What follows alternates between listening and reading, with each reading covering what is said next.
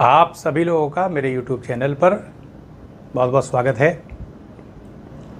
Theory of inference इन न्याय यानी न्याय दर्शन में अनुमान के संबंध में आज आपके सामने कुछ बातें रखी जाएंगी। थोड़ा सा टेक्निकल विषय ज़रूर है, लेकिन अगर किसी चीज़ को अच्छी तरह समझा दिया जाए, क्योंकि चीज़ें टेक्निकल होती हैं, कुछ जटिलता भी रहती है, लेकिन अगर समझाने का सही ढंग हो तो फिर चीज़ें बहुत आसान हो जाती हैं, फिर कहीं भी हमें कठिनाई नहीं दिखाई पड़ती है।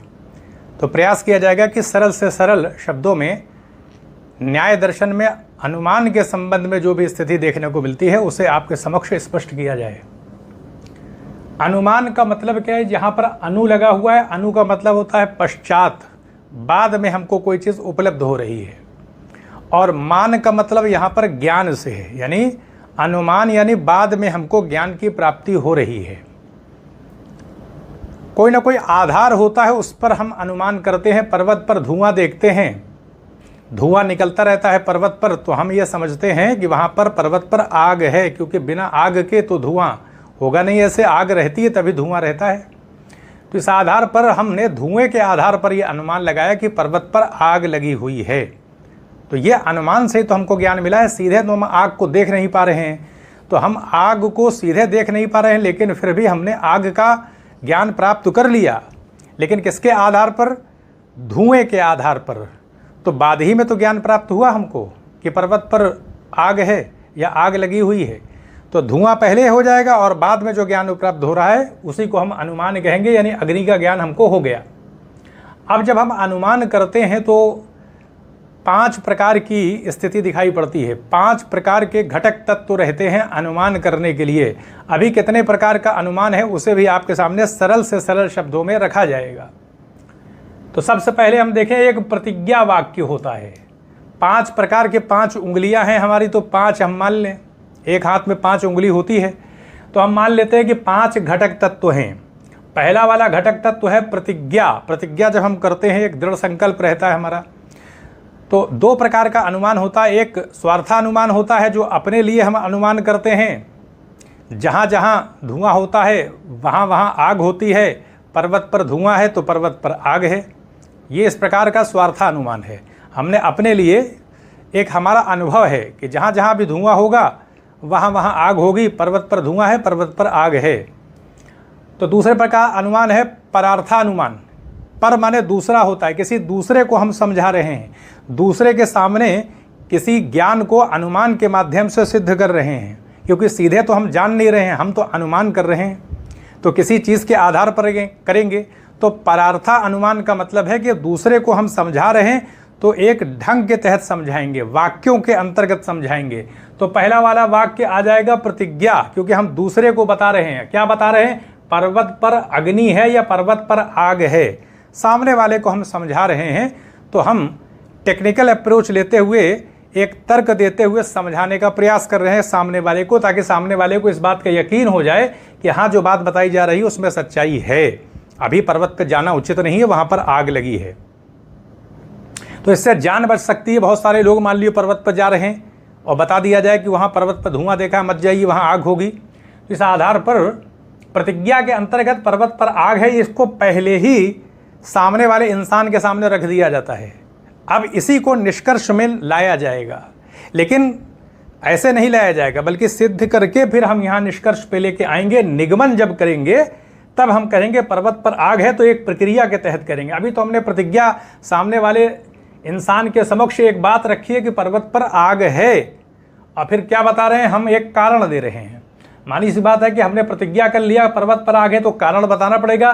तो धुआं हेतु है, हेतु माने कारण, धुआं है उसमें हेतु बना हुआ है। फिर तीसरा घटक आएगा व्याप्ति वाक्य का। अभी तो प्रतिज्ञा किया, कारण दिया, व्याप्ति वाक्य आ गया। व्याप्ति कहते हैं हेतु और साध्य के अनिवार्य संबंध को व्याप्ति कहते हैं। हेतु और साध्य, साध्य का मतलब है कि अंतिम रूप से जहाँ पहुँच जाना। हम अगर दिल्ली से पटना जा रहे हैं तो पटना हमारा साध्य होगा, क्योंकि वहीं पहुँचना है। पहुंच जाएंगे तो वो चीज़ हमारी सिद्ध हो जाएगी। तो साध्य एक लक्ष्य की बात है यहाँ पर। यानी साध्य का मतलब है कि यहाँ पर बताया जा रहा है कि धुआं जो है वो हेतु है और साध्य क्या है? अग्नि। धुएं के आधार पर अग्नि को सिद्ध किया जा रहा है। तो इस आधार पर हम कह सकते हैं कि हेतु और साध्य, हेतु माने धुआं और साध्य यानी अग्नि, इनका अनिवार्य संबंध जो होता है उसी को व्याप्ति कहते हैं। तो व्याप्ति का मतलब क्या है कि हम किसी कारण के आधार पर किसी कार्य को सिद्ध कर रहे हैं, यानी किसी को बता रहे हैं। और एक हिसाब से देखा जाए तो ज्ञात के आधार पर अज्ञात की तरफ जा रहे हैं, क्योंकि अग्नि को तो बाद में सिद्ध करेंगे धुएं के आधार पर। तो धुआं तो ज्ञात है और अग्नि है अज्ञात, और अनुमान में अज्ञात का ही ज्ञान प्राप्त होता है। तो इस आधार पर अगर देखें तो जो हेतु है हमारा कारण, यानी जो हेतु है और जो साध्य है उसके बीच में अनिवार्य संबंध होता है, उसी को व्याप्ति कहते हैं। और मानी सी बात है कि जहाँ भी धुआं होगा वहाँ अग्नि होती है। लेकिन ऐसा हो सकता है कि जहाँ जहाँ अग्नि हो वहाँ वहाँ धुआं हो, ऐसा होना ज़रूरी नहीं है। ऐसा हो सकता है कि बहुत सारी ऐसी आग होती है जिस पे धुआं नहीं निकलता, लेकिन जहाँ भी धुआं होगा वहाँ आग होगी। ये एक व्याप्ति अनिवार्य एक संबंध है हेतु और साध्य का। हेतु माने धुआं और साध्य माने अग्नि। तो इनका जो अनिवार्य का मतलब हर हालत में जहाँ धुआं होगा वहाँ आग होगी, इस संबंध को व्याप्ति कहते हैं। तो व्याप्ति वाक्य भी प्रस्तुत करना पड़ेगा सामने वाले इंसान के सामने।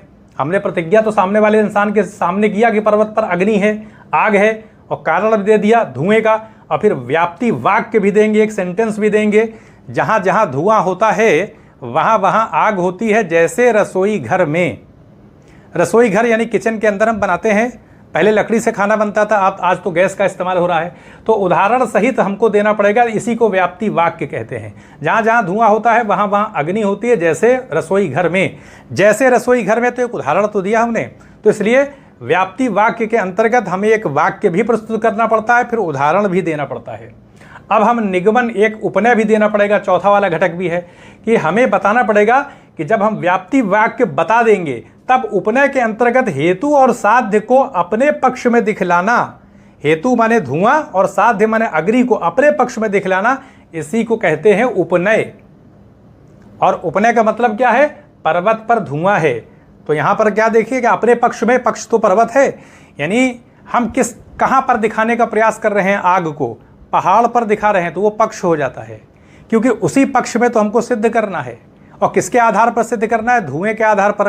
पहाड़ पर धुआं देख रहे हैं तो पहाड़ पक्ष है, और धुआं उसी पहाड़ पर दिख रहा है। उसके बाद हम बताएंगे कि पहाड़ पर आग है। तो इस आधार पर उपनय का मतलब क्या है कि हेतु और साध्य को अपने पक्ष में दिखलाना। तो बता तो दिया पर्वत पर धुआं है, पर्वत पर धुआं है, तो अब आगे निगमन कर बता दें कि पर्वत पर आग है। तो बता रहे हेतु और साध्य को अपने पक्ष में दिखलाना, यह है उपनय।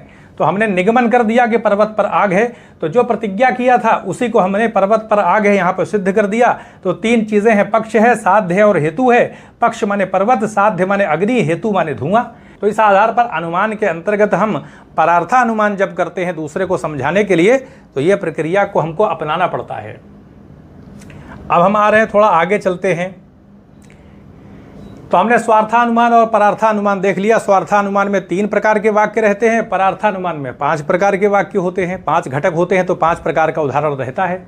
तो अब हम देख लेते हैं प्राचीन न्याय के अंतर्गत। स्वार्थानुमान में स्व लगा है, स्व माने अपना, और या परार्था माने पर माने दूसरे को समझा रहे हैं। स्वार्थानुमान के अंतर्गत जहाँ जहाँ धुआं होता है वहाँ वहाँ आग होती है। पर्वत पर धुआं है इसलिए पर्वत पर आग है। परार्थानुमान 5 घटक अभी आपको बता ही दिया है। अब आते हैं प्राचीन न्याय के अंतर्गत पूर्ववत अनुमान, फिर दूसरा शेषवत अनुमान, और फिर तीसरा सामान्यतो दृष्ट अनुमान आ जाते हैं। 3 प्रकार के हैं, क्योंकि प्राचीन न्याय है, दूसरा नव्य न्याय है। तो अब हम देख लेते हैं कि ये 3 प्रकार के जो अनुमान प्राचीन न्याय के अंतर्गत स्वीकृत किए गए हैं उनका क्या अर्थ है, कैसे निकाला जाता है निष्कर्ष। तो पूर्ववत अनुमान ज्ञात कारण के आधार पर इसमें कार्य किया जाता है। ज्ञात कारण होता है और फिर जैसे ज्ञात कारण के आधार पर अज्ञात कार्य, यानी ज्ञात कारण के आधार पर हम अज्ञात चीज को निकालते हैं। कारण ज्ञात रहता है। पूर्ववत का मतलब पहले से हमारा अनुभव रहता है। जैसे हम पहले से ही बचपन से देखते आते हैं, जब बादल आता है तो बारिश होती है, बरसात के मौसम में घने बादल आ जाते हैं, काले काले, बारिश होती है।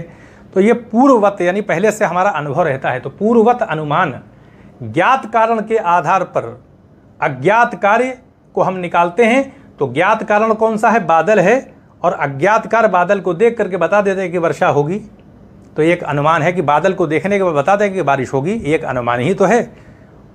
तो इस प्रकार का अनुमान पूर्वत अनुमान के अंतर्गत आ जाता है, यानी कारण जो है वो ज्ञात रहता है, बादल हमारे सामने रहता है, बारिश का अनुमान हमको करना पड़ता है, क्योंकि जहाँ जहाँ ऐसे घने बादल रहते हैं बारिश होती है। तो अज्ञात कार्य का यानी बारिश होने का हम अनुमान साबित कर देते हैं, एक प्रकार से भविष्यवाणी है ये। शेषवत अनुमान आ जाते हैं। अब यहाँ क्या रहता है, यहाँ तो ज्ञात कारण रहता है और यहाँ ज्ञात कार्य है, यानी आउटपुट को देख करके हम कुछ बताते हैं। ज्ञात कार्य के आधार पर अज्ञात कारण का अनुमान, जैसे हम सुबह उठे और हमने देखा पूरी सड़क पर तमाम मैदान में पानी ही पानी है, तो इसका मतलब है कि हम तो रात में सो रहे थे और बारिश हुई होगी, क्यों हमने देख लिया चारों तरफ पानी ही पानी है, सड़कें जो पानी से भरी हुई हैं, मैदान में भी पानी है। तो पानी यानी एक परिणाम, एक नतीजा हमारे सामने है, वर्षा के रूप में हमको सड़क पे पानी दिखाई पड़ रहा है, हमने अनुमान कर लिया कि रात में बारिश हुई होगी। तो इस आधार पर यह शेषवत अनुमान है। इसमें ज्ञात कार्य के आधार पर अज्ञात कारण का अनुमान किया जाता है, क्योंकि कारण तो अज्ञात था, बारिश तो रात में हुई थी, लेकिन हम तो सो रहे थे, हमने तो कारण को देखा नहीं, हम तो कार्य को देख रहे हैं, पानी को देख रहे हैं सड़क पर। अब तीसरा आता है सामान्यतो दृष्ट अनुमान। इसमें दो वस्तुओं को साथ देखने पर एक के आधार पर दूसरे का अनुमान किया जाता है। सामान्यतो दृष्ट अनुमान में दो वस्तुओं को साथ देखने पर एक को देख लेंगे तो दूसरे को भी बता देंगे। जैसे रमेश और सुरेश साथ साथ हमेशा रहते हैं, कभी अकेले नहीं रहते, तो जब भी रमेश की बात आ जाएगी तो सुरेश का अपने आप सिद्धि हो जाएगी कि सुरेश भी है। तो रमेश और सुरेश अगर साथ साथ रहते हैं हमेशा, तो इस आधार पर यह सामान्यतो दृष्ट अनुमान है। तो दो पक्ष घटक तत्व के आधार पर, दो पक्षों के आधार पर हमेशा जब हमने देखा हो तो फिर हम बता देंगे कि अगर रमेश को देखा है तो सुरेश भी वहाँ होंगे। तो ये है सामान्यतो दृष्ट अनुमान। अब आते हैं नव्य न्यायिक। नव्य न्याय दर्शन में भी देख लेते हैं नव्य न्यायिक कितने प्रकार का अनुमान बताते हैं। तो 3 प्रकार का अनुमान यहाँ भी है। केवलान्वयी, केवल अन्वयी, तो केवलान्वयी इस प्रकार का उच्चारण होगा। तो केवल अन्वय वाला अनुवाद है, केवल व्यतिरेकी और अन्वय व्यतिरेकी। तो केवल अन्वयी किस प्रकार का है? केवलान्वयी व्याप्ति स्थापना, इसके अंतर्गत जो व्याप्ति है, व्याप्ति का मतलब क्या है?